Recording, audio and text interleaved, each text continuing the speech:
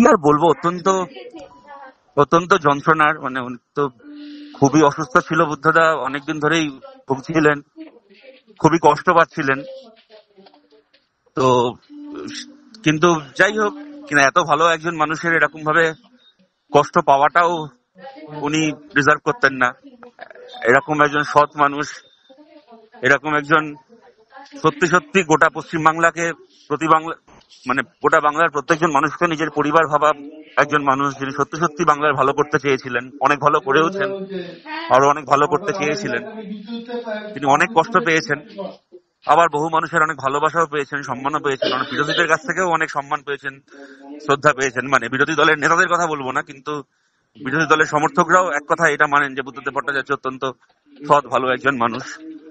সুতরাং এটা খুবই খারাপ লাগছে, কি বলবো। আর পার্টির মধ্যেও আমরা যারা ওনার থেকে অনেক ছোট বয়সে, তারাও, আমার তো সুযোগ হয়েছিল ওনার কাছ থেকে অনেক স্নেহ পাওয়ার, তো এখন সেই কথাগুলো মনে পড়ছে এখন। আর কি বলবো, আর এটাই। একটা যেটা ছিল যে উনি সিনেমার ব্যাপারে খুব দেখা হলে কথা বলতেন, ভালো নতুন কি সিনেমা, গত 4-5 বছর ধরে তো আর দেখা হয়নি, কারণ এতটাই অসুস্থ ছিলেন। কিন্তু তার আগে পর্যন্ত যখনই দেখা হয়েছে, উনি সবসময় জানতে চাই যে নতুন কি সিনেমা ভালো দেখলে, ভালো এখন ভালো গান কে গাইছে, নতুন কার গান শুনে ভালো লাগলো, মানে এই ব্যাপারে ওনার সবসময় একটা আপডেটেড থাকতেন এই ইয়ের ব্যাপারে।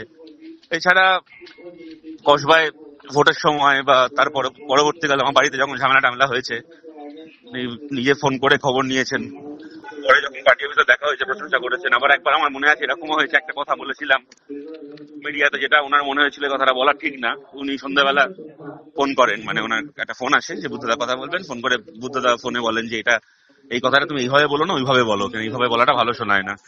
তো এইরকম ভাবে অভিভাবকের মতো গাইডও করতেন। তো এইটাই আর কি। তবে ওনার ওই দেখা হলেই যতটুকু কথা হতো জানতাম যে আর কিছু প্রশ্ন করুন কি না করুন, নতুন ভালো সিনেমা কি দেখলে, নতুন ভালো কোন গান শুনলে, এইটা উনি জিজ্ঞেস করবেনই। এইটা খুব মনে পড়ছে।